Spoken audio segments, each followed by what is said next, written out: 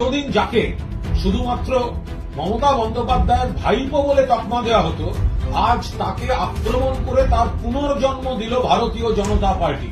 কোথায় ছিল পুলিশ, কোথায় ছিল প্রশাসন?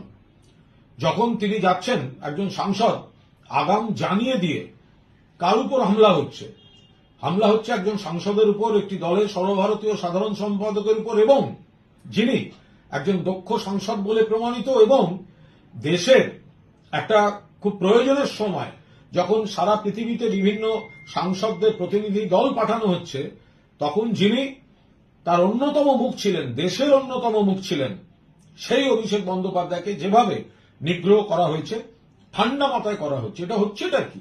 তাহলে পুলিশ কি করছিল, কেন্দ্রীয় বাহিনী কি করছিল?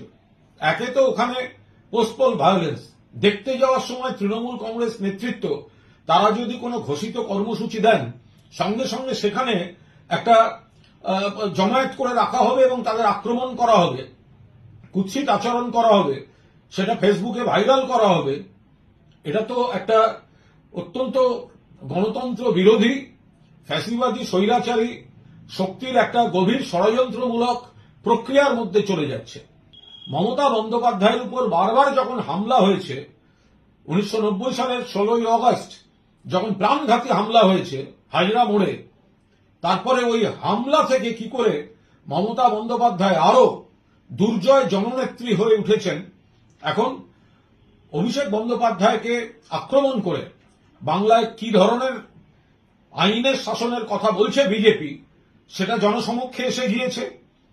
পাশাপাশি আমরা আশাবাদী যে এতদিন যাকে শুধুমাত্র মমতা বন্দ্যোপাধ্যায়ের ভাইপো বলে তকমা দেওয়া হতো, আজ তাকে আক্রমণ করে তার পুনর্জন্ম দিল ভারতীয় জনতা পার্টি। আজ তার পুনর্জন্ম দিল। এতদিন শুধুমাত্র ভাইপো বলে যাকে অভিহিত করত, আজ পরিকল্পিতভাবে তার উপর আক্রমণ করে তার নেতৃত্বকে প্রতিষ্ঠা করে দিল।